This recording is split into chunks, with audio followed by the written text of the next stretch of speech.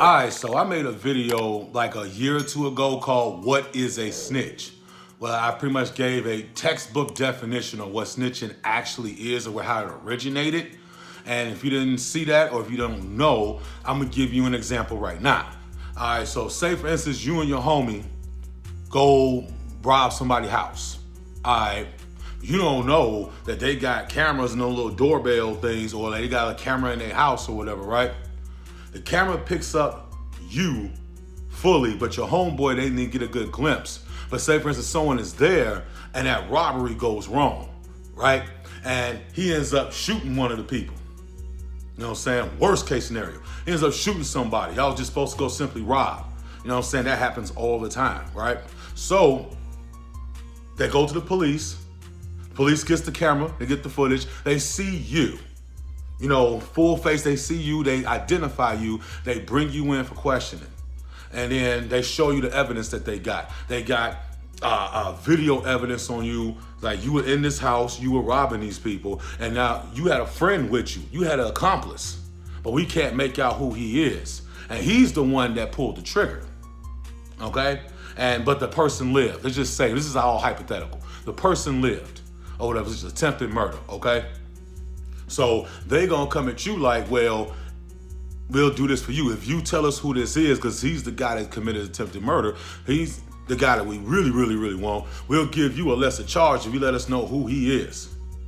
That right there is a classic definition of snitching, because if you tell them like, his name is Woo Woo Out the Bam, and he stays here. Here's his phone number, his social media information, everything, just so you can get out that sentence, or get out that jam of attempted murder, because that could be like 25 to life. You know what I'm saying? So that's a serious, serious charge, serious crime. You know what I mean? But what I was trying to make my point across in the other video is that, say for instance, I got a homeboy, right? I got a homeboy, me and him look alike. Now my homeboy committed a crime.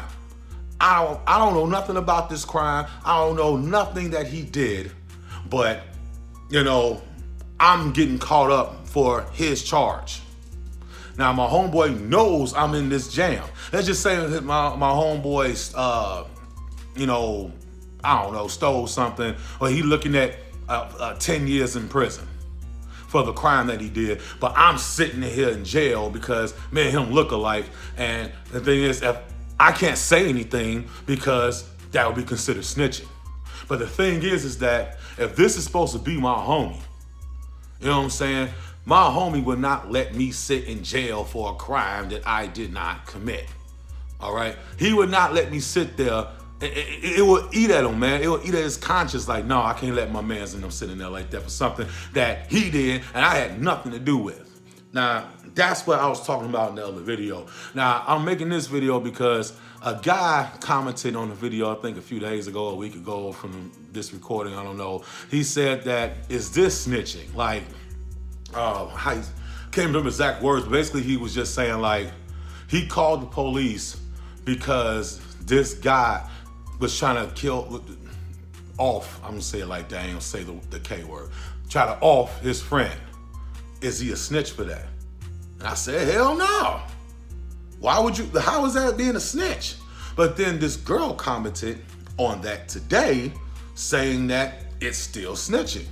So I was trying to wrap my mind around it like, so you would let your best friend, someone that you love and care about, get offed by somebody because you don't want to appear as a snitch? Like, now, I don't know the situation with that guy, you know, with this other dude want to off his friend. I don't know the situation. Every situation is different. For all I know, that guy could have smashed that other guy's wife or something. I don't know. And the other guy wants to respond by offing him. You know what I'm saying? It's many factors in that situation. I don't know. But I'm just here to leave this message, man. You know, I left alone the street stuff a long time ago. I left it all alone. I'm from the south side of Chicago, man. All right? So like, all the gang violence and the drugs and all of that, I've been around all of it, been there, done that, man. It ain't worth it. What I'm saying is it's just not worth it. Because at the end of the day, all it's gonna lead you to is the jail or the grave.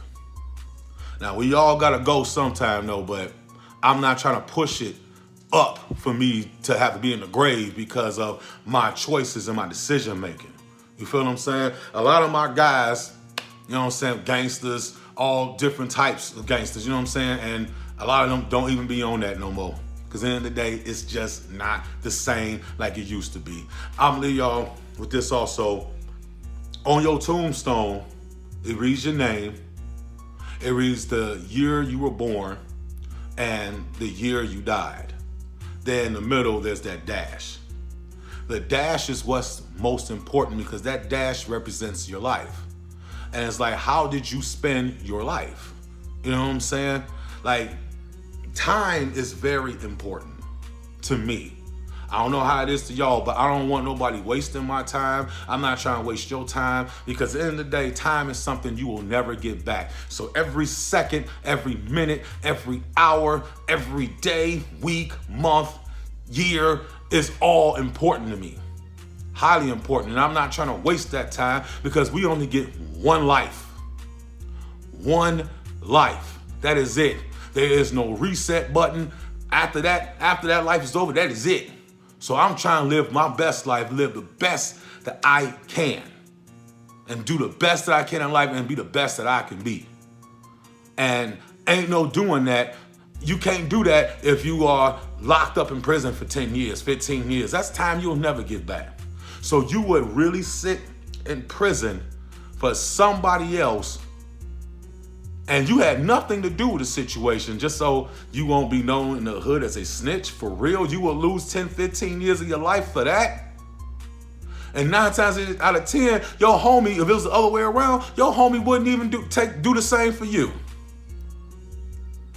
So you gotta kind of change your way of thinking, man. Like, to keep it real with you, my way of thinking of from the hood life to how life actually is or whatever happened after 2018.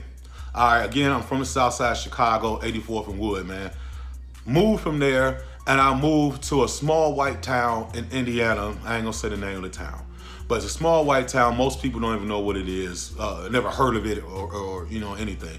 So I'm there, and I'm the only black person there. And I used to go to the stores all the time, used to go to the gas station, used to go to the liquor store, you know what I'm saying, different spots or whatever. And the white people there, they would look at me like, you know, because I'm a big black guy, you know what I'm saying? So I can come off as intimidating, which I am intimidating. But no, for real though, like, I come off as, you know, I'm a big dude, man. You know what I'm saying? But I started to show my personality. And you know what I'm saying, I'm very jokeful type of guy. Like, I like to tell jokes and, you know what I'm saying, cracking jokes and just, you know, laughing and having a good time. That's how I am, naturally. So when white people started to realize that there, you know, this is a small town, they all talk to each other, you know what I'm saying? Like, oh, hey, that big black guy that always be coming in or whatever, he's really cool, man. So like, out there, it was, they were very friendly to me. After I started to, you know, they kind of prejudged me a little bit. But once I started showing my personality, showing them like, I ain't on that, I ain't trying to rob y'all, I ain't trying to be on that, I'm just trying to just live. They actually treated me very nicely.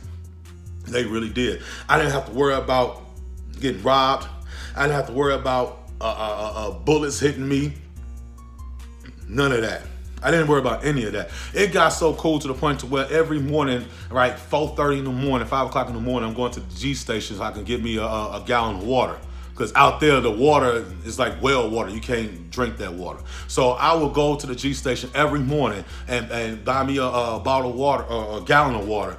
And when I come inside, the same lady would be there and she'll be like, I knew you were coming. I made sure I put some extra water out there just for you or whatever. I'm like, oh, well, thank you. I appreciate that. You know, she'll give me the water. Then she would make like extra sausage, eggs, and cheese croissants and stuff. Like, I made some extra ones or whatever. Go ahead and grab you a couple. Okay. It was like that. Like, once in a while, I go to the liquor store. Same thing. Once in a while, they'll give me a pint of Cavassier on their house once in a while or whatever. Like, go ahead, man. You know what I'm saying? It was real cool. And I lived like that for 3 years.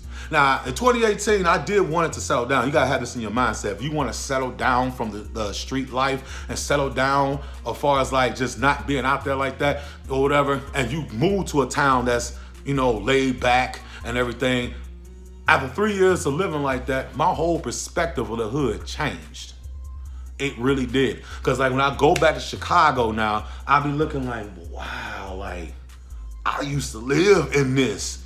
I was in the trenches. I was out here. Like, how did I survive?